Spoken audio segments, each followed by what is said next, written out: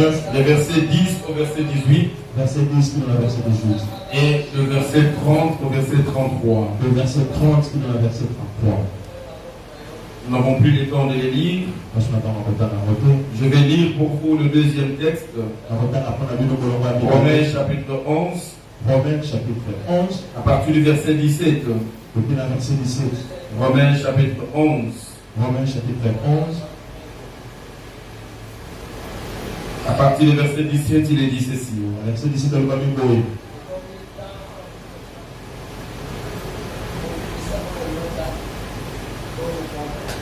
Ainsi en est-il d'Israël.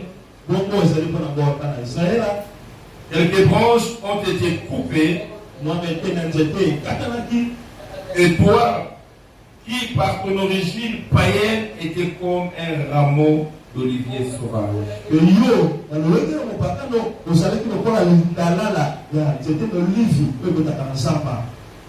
Tu as été greffé à leur place.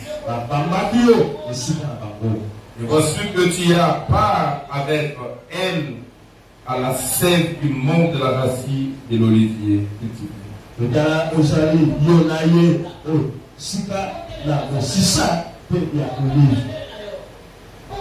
Ne t'aimez pas pour autant à mépriser les branches coupées.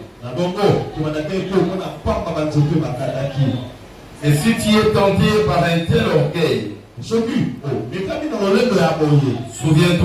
que ce n'est pas toi qui porte la racine. C'est elle qui te porte. Peut-être que vas-tu dire, si les branches ont été coupées, c'est pour que je puisse être greffé.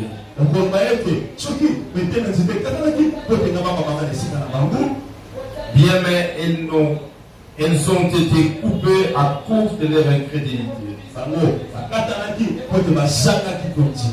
Et toi, c'est à cause de ta foi que tu tiens. Ne sois donc pas orgueilleux. Sois plutôt sur tes gardes. Car si Dieu n'a pas épargné les branches naturelles, il ne t'épargnera pas non plus. Considère donc à la fois la bonté et la sévérité de Dieu.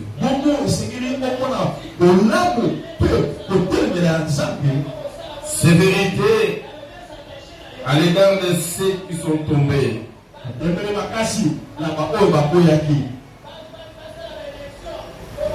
Bonté à ton égard aussi longtemps que tu t'attaches à cette bonté.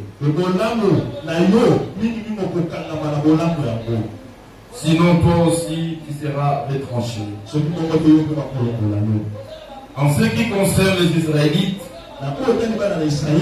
s'ils ne demeurent pas dans leur incrédulité, ils seront regreffés. Car Dieu a le pouvoir de greffer de nouveau.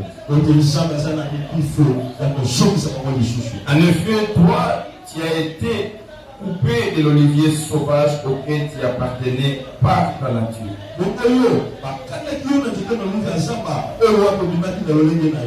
Pour être greffé contrairement à ta nature.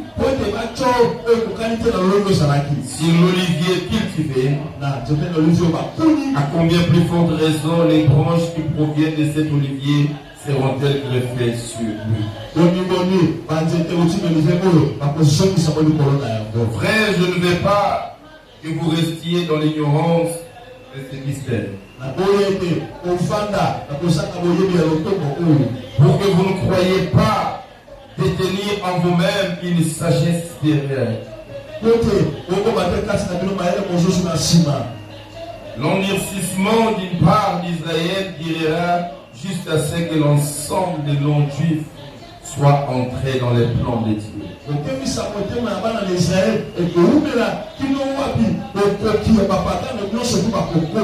Et ainsi tout Israël sera sauvé. C'est là ce que dit l'Écriture. De Sion viendra le libérateur. Il éloignera Jacob de toute désobéissance. Et voici en quoi consistera mon alliance avec eux. C'est que j'enlèverai leurs péchés. Nous acclamons la parole.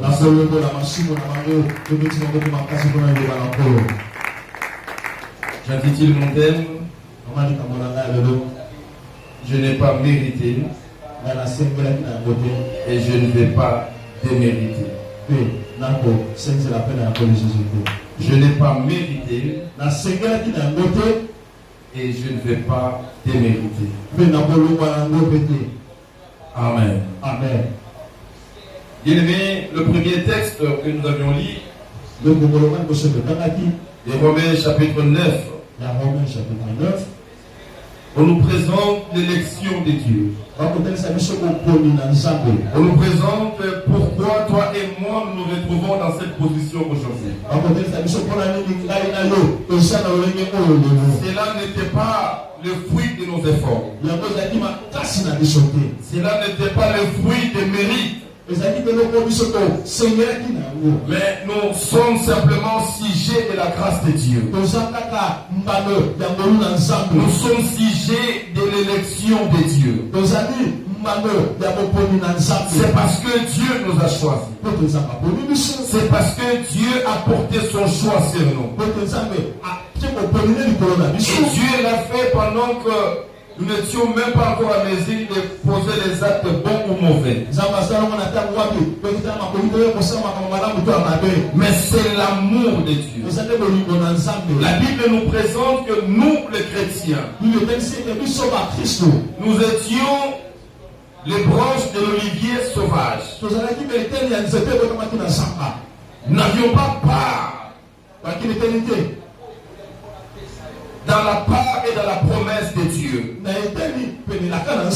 Comme nous le savons, c'est Israël qui était choisi par Dieu. Mais la Bible dit Israël à cause de son incrédulité. Il est comme cette branche qu'on a coupée. Dieu l'a coupée à cause de son incrédulité. C'est alors que Dieu est allé chercher nous qui étions dans la forêt. Nous qui étions greffés naturellement dans l'olivier sauvage. Nous sommes comme ces rameaux qu'on a tirés, mais que Dieu est venu greffer à la place d'Israël. Ça, c'est une grâce que tu n'as pas méritée. Ça, c'est une grâce que je n'ai pas méritée. D'avoir la position d'être appelé fils de Dieu, d'être appelé enfant de Dieu, de bénéficier de la lignée d'Abraham, de bénéficier des promesses d'Abraham, de jouir de l'alliance que Dieu a fait avec Abraham. Non, bien aimé, cela ne nous a pas été destiné avant. Mais c'est une grâce que Dieu nous a fait. Comme ce Dieu est souverain, il sait qui aimer et qui haïr. Il a dit lui-même, avant même leur naissance, que Jacob va dominer sur Ésaü.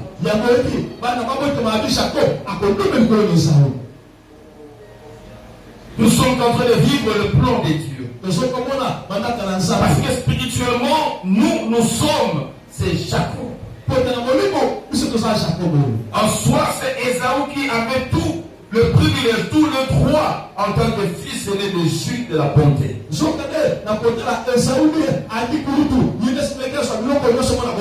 Non, ce n'est pas à cause de son péché d'abord. Mais la Bible dit que c'était le choix de Dieu. Avant même leur naissance, Dieu a dit que le cadet va dominer sur le nez. Et nous, les chrétiens, nous sommes venus comme des cadets. Israël qui était déjà là. Israël qui avait déjà sa position de nez. Mais la Bible dit l'élection de Dieu, le choix de Dieu est tombé sur nous. Et Dieu nous a imputé de justice au moyen de la foi. Et si nous sommes déclarés justes, bien aimé, c'est à cause d'abord du choix que Dieu a placé sur nous. Et ce choix, nous ne l'avons pas mérité. Mais bien aimé, il y a un état d'esprit que nous devons avoir. Vous savez, les dangers pour ceux qui méritent leur sainteté, qui méritent leur position devant Dieu, c'est l'orgueil qui arrive.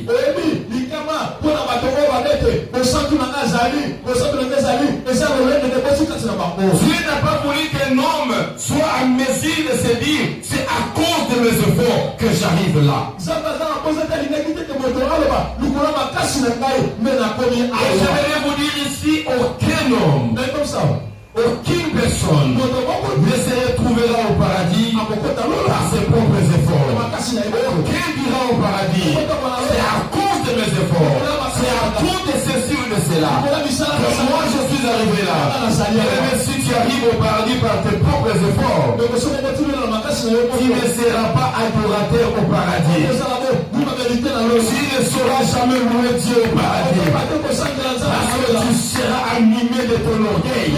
Je suis arrivé ici par mes propres efforts. Mais Dieu nous laisse tantôt entre les trébuchets. Il nous soutient par nos faiblesses. Nous montrons à Dieu nos limites. Que Seigneur, je ne saurais pas moi-même. Il vient nous secourir. Et bien quand nous parlons de la sainteté, c'est la main de Dieu qui nous soutient. Ce n'est pas par nos efforts. Écoutez, tu peux imaginer, quand tu étais païen, tu pouvais prendre tout un cachot de pierre. Et aujourd'hui, quel est l'effort que tu as fait pour ne plus prendre même pas un verre? Il n'y a que la main du Tout-Puissant, la main de la grâce de Dieu qui te soutient, qui a mis en toi un dégoût. Et aujourd'hui, nous devons cela à Dieu. Cela nous disons de ce que nous n'avons pas mérité. Tu n'as pas mérité cette position. Parce que je n'ai pas mérité. La Bible dit dans Romains 11, nous ne devons pas être orgueillés. Nous ne devons pas nous enorgueillir à cause de notre position. Pour regarder Israël aujourd'hui, qui est en train de patauger dans l'ignorance à cause de son incrédulité. Israël a refusé Jésus. Israël a refusé de croire en Jésus. Il est en train de souffrir. Il va continuer à souffrir jusqu'à ce que Jésus viendra le sauver. Mais toi et moi, nous ne souffrons pas. Parce que tout ce qui révélait d'abord à Israël, Dieu a réorienté ça vers nous. Et bien aimé, parce que nous n'avions pas mérité ça, la Bible dit Israël qui était la branche naturelle de Dieu, Dieu a coupé cette branche à cause de son incrédulité. Dieu a jeté cette branche. Et Dieu nous a pris, nous qui étions dans la forêt. Il nous a pris de l'olivier sauvage. Et il nous a greffé sur lui. Et bien aimé, nous devons avoir la modestie. Ne regardons pas cette branche qui a été jetée avec dédain. Mais nous devons regarder Israël avec interpellation. Que lui qui était déjà choisi par Dieu, Dieu n'a pas hésité de les rejeter à cause de son incrédulité. De la même manière, si nous ne faisons pas cas, Dieu va nous couper aussi. Mais nous sommes venus de l'olivier sauvage. Il peut nous rejeter. C'est là où nous disons, nous n'avions pas mérité. Et nous devons tout faire pour ne pas démériter. C'est là la complexité de la grâce. Bien-aimés, nous jouissons de la grâce de Dieu. Mais nous ne devons pas marcher sur la grâce de Dieu. Nous ne devons pas négliger la grâce de Dieu. Mais au contraire, cet olivier sauvage, cette branche d'olivier sauvage,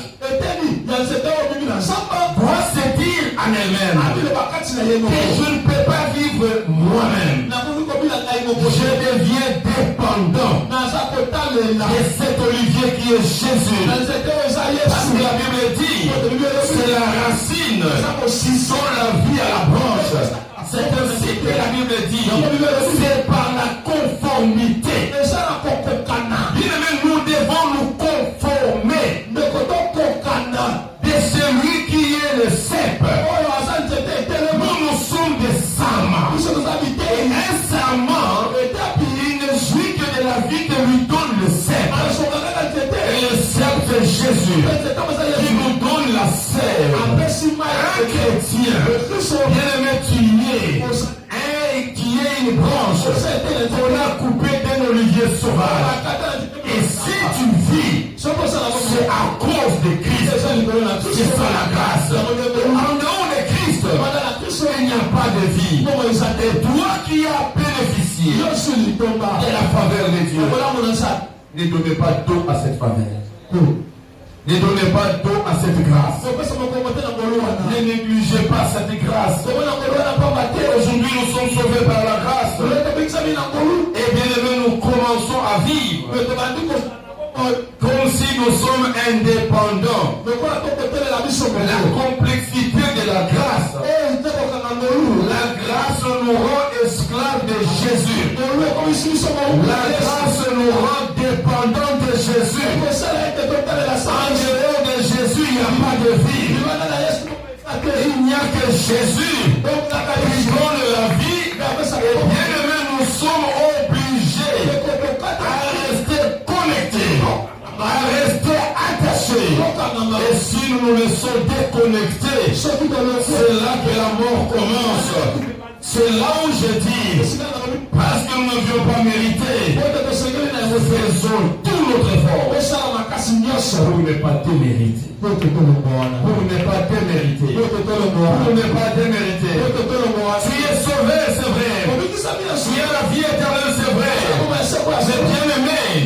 Cette vie éternelle, ce salut, tu ne le perdras pas. Aussi longtemps, tu demeureras greffé dans celui qui s'appelle Seigneur. Aussi longtemps, tu resteras attaché à Christ. Ton salut ne sera jamais perdu. Et bien aimé, ne déméritez pas cette grâce en négligeant les sceptres pour vivre notre vie d'indépendance. La grâce nous met en prison de la dépendance. C'est ce qu'on va te dire. La grâce ne nous donne pas ni liberté ni libertinage. Mais la grâce fait de nous esclaves de Jésus. Parce qu'en dehors de Jésus, nous ne pouvons pas vivre. Quelle est cette branche qui peut avoir la vie en dehors de son sein?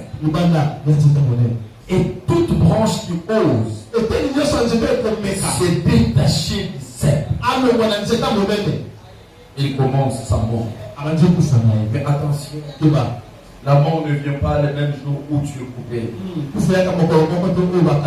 savez quand le cep vous donne la sève,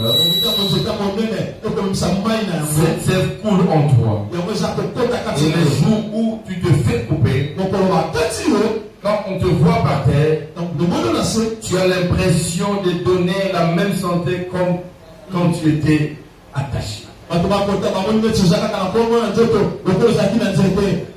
C'est ce qui est complexe aussi. Quand quelqu'un commence à se détacher de Dieu, quand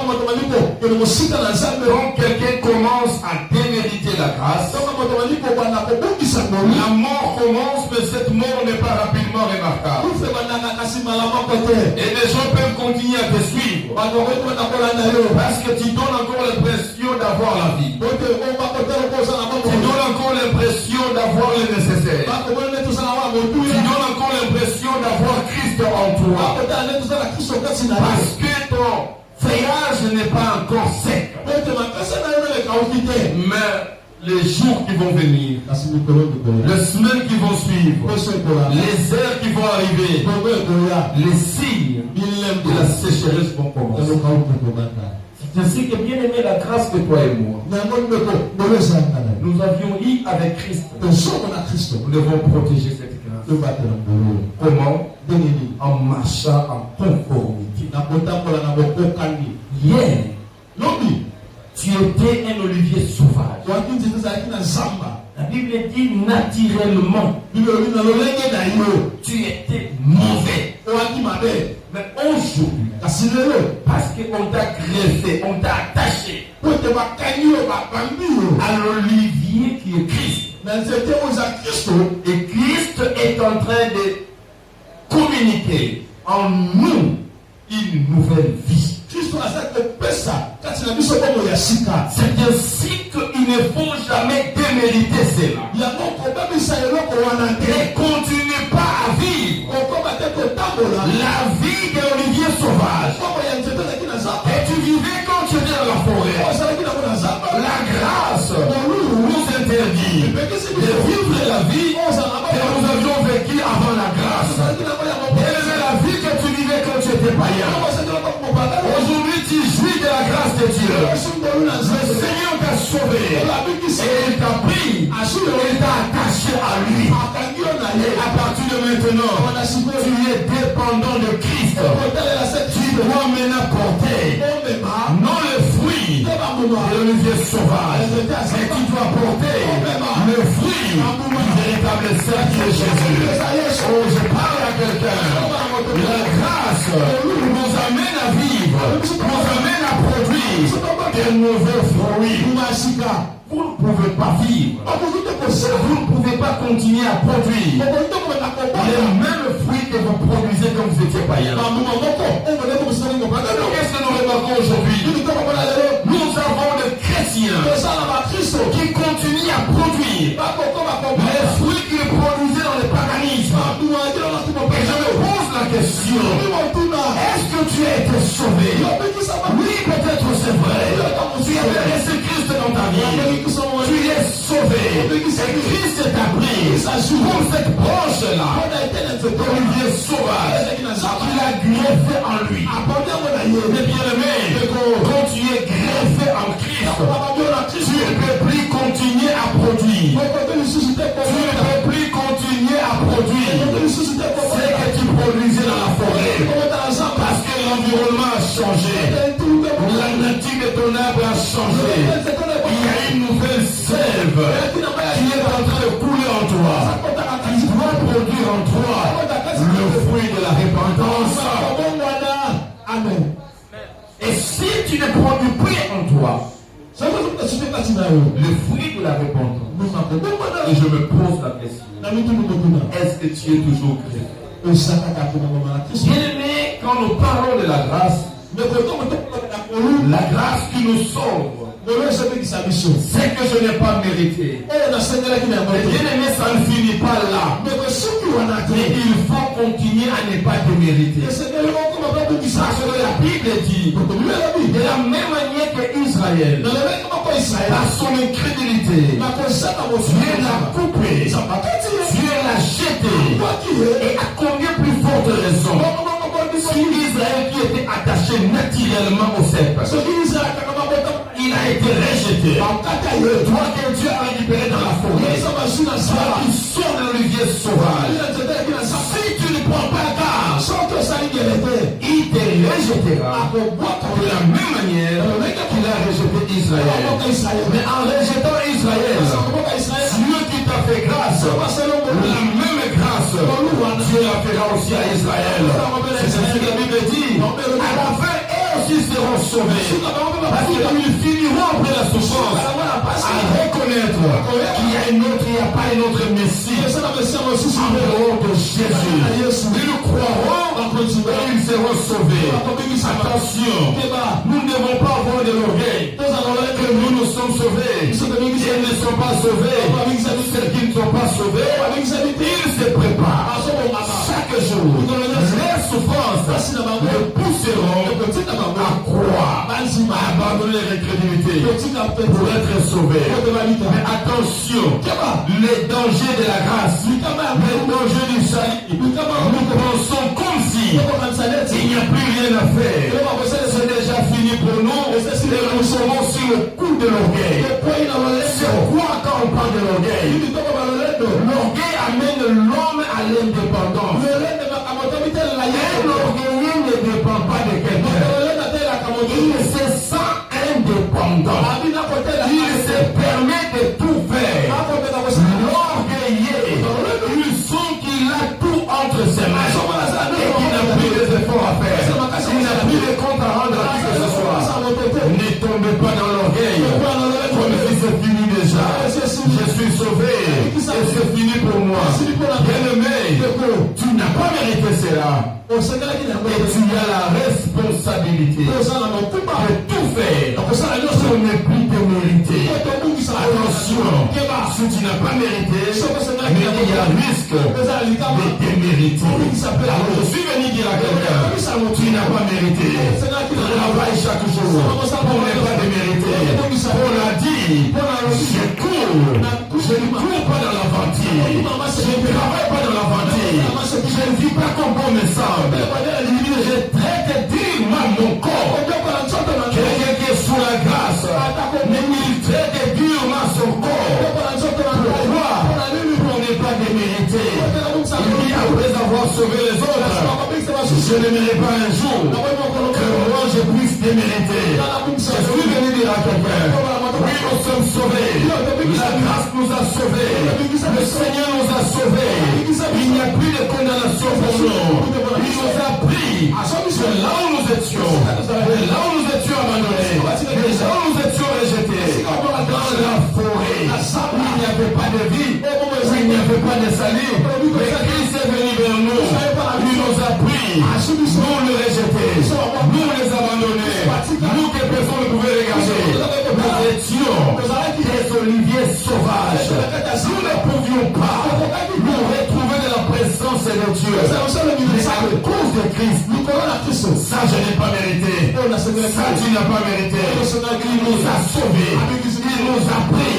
Il nous a donné la vie. À cause de ça, nous sommes des fils de Dieu.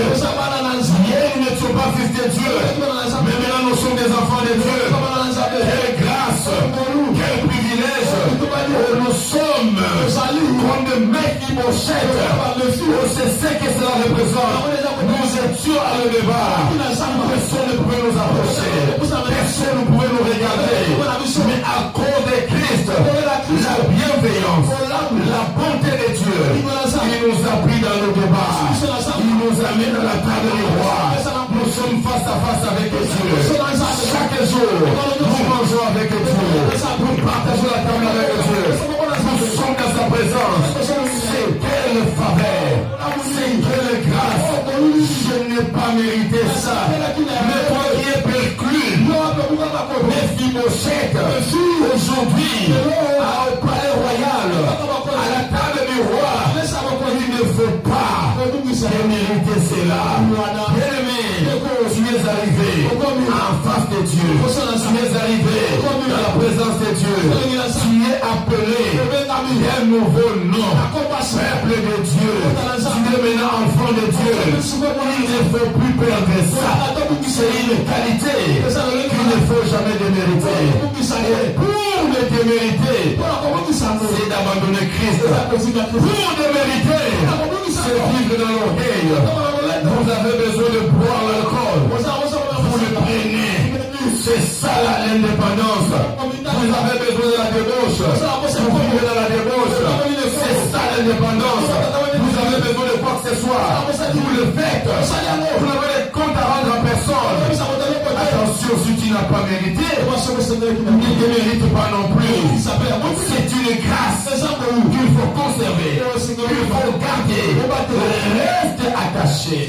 Bien-aimé, en tant qu'Olivier Sauvage, en toi, ce n'est que le mal qui peut monter. En toi, ce n'est que le péché qui peut monter. Jésus n'a pas voulu te laisser seul. Pour d'être libre. Il t'a pris, il t'a greffé en lui. Et il a dit maintenant, ce n'est plus moi qui vis, mais c'est Christ qui vit en moi. C'est ça la bonne nouvelle. Ce n'est plus moi qui vis, mais c'est Christ qui vit en moi. J'étais alcoolique, j'étais voleur, j'étais escroc, j'étais cupide. Mais maintenant, ne me regardez pas comme un Olivier Sauvage. Je suis greffé en Christ. Et si je vis, ce n'est plus moi qui vis, mais c'est Christ qui vit en moi. Et comme Christ vit en moi, il va produire en moi la sève qui donne la vie, la sève qui donne la santé, la sève qui donne la guérison.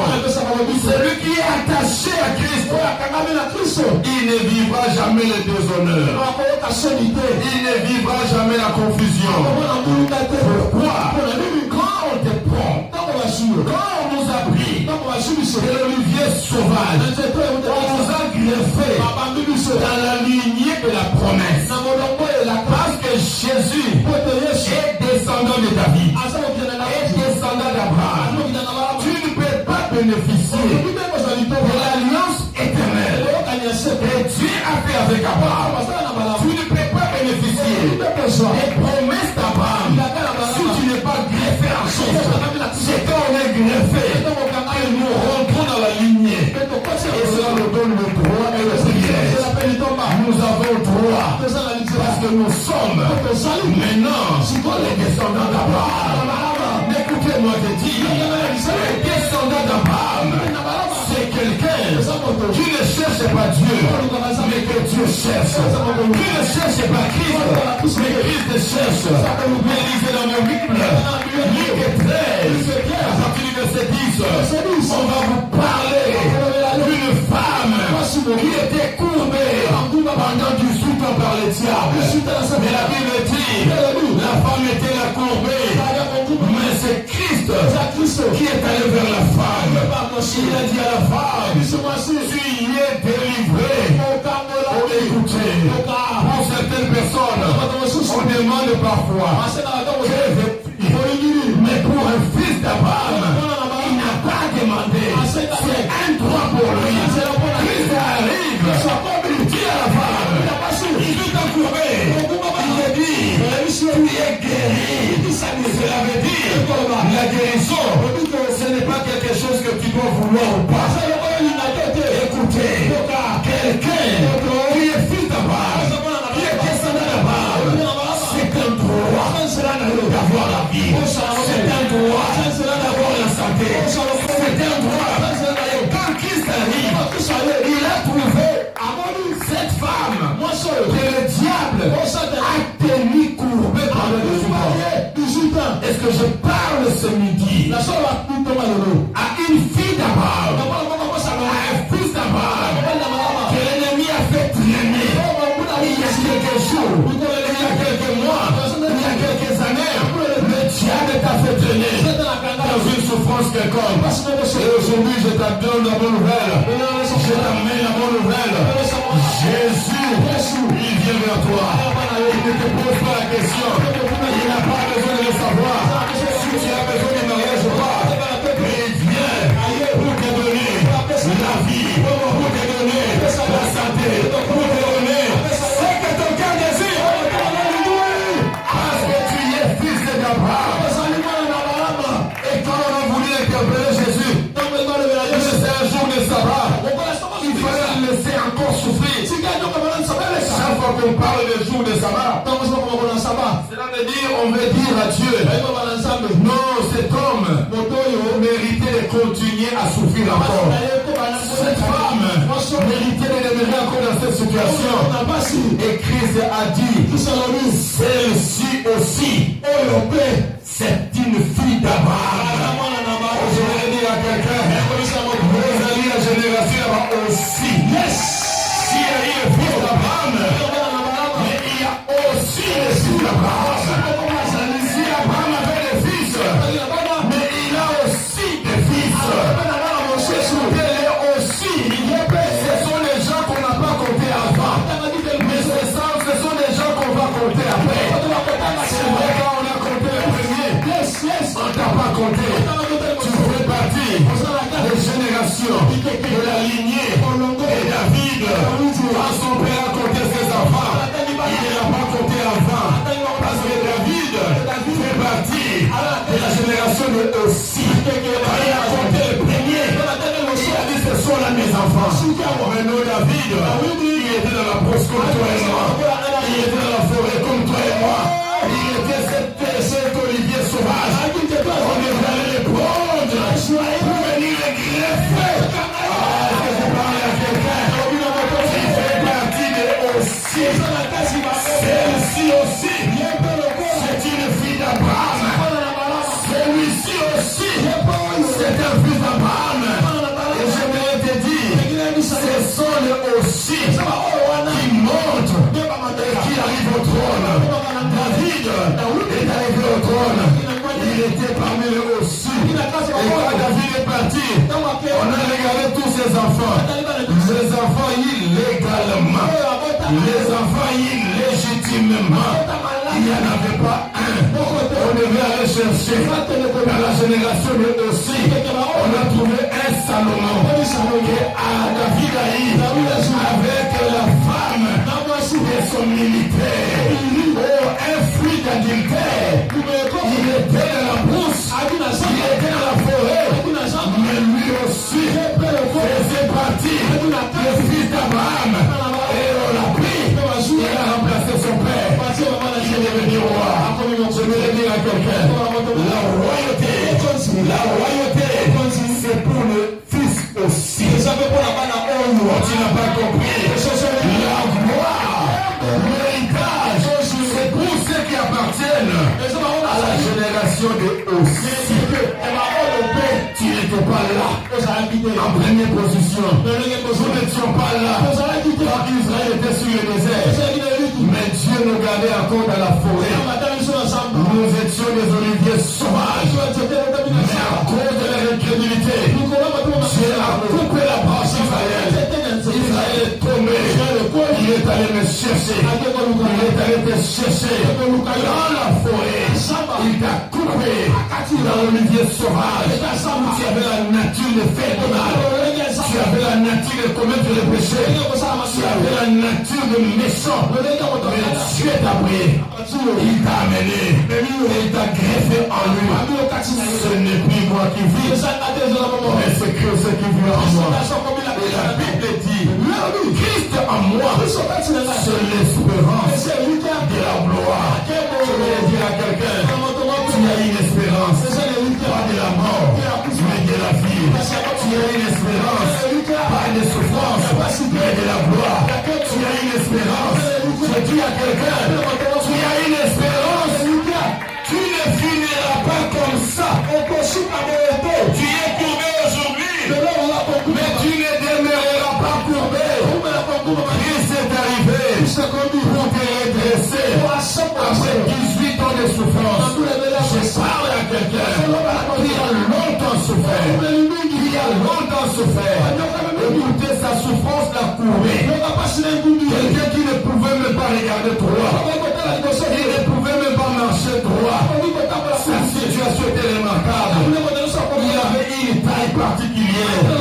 Quand tout le monde est debout, lui il est courbé. Il était même de petite taille. À cause de sa situation. Mais un jour est arrivé où ce n'est pas lui qui a prié. Nous avions prié le vendredi. Nous avions demandé à celui qui peut intercéder à nous prendre en charge. Nous avions laissé le prier. On a trop prié l'année 2019. Mais cette année, c'est Christ qui vient vers nous.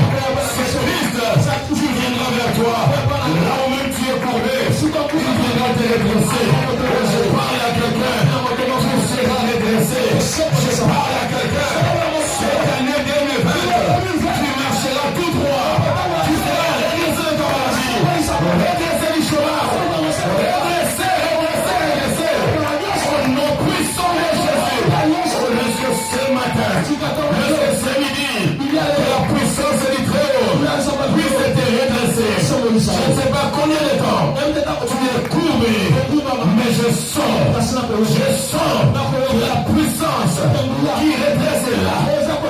La puissance qui redresse le vide. La puissance qui peut encore te redresser.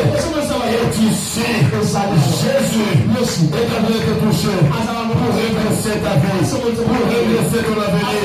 Oh, si tu es là, tu étais courbé, commence à prier, commence à demander à Jésus qu'il vienne vers toi, qu'il vienne te redresser, qu'il vienne redresser ta vie. Oh, nous allons voir, nous allons prier Dieu, nous allons demander, tu ne vas plus lâcher courbé, mais tu dois te redresser, parce que toi aussi, tu es un fils d'Abraham.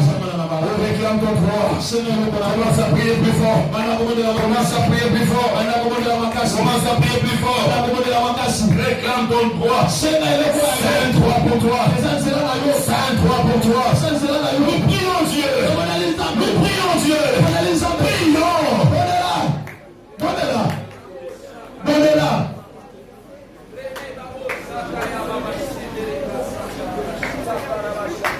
Oh, alléluia.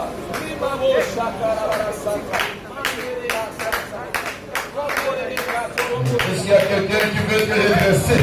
Il veut te redresser. Il veut te redresser. Il veut te redresser. Aussi, tu es fils d'Abraham. Tu n'as pas mérité ça. Et tu l'as bien mérité.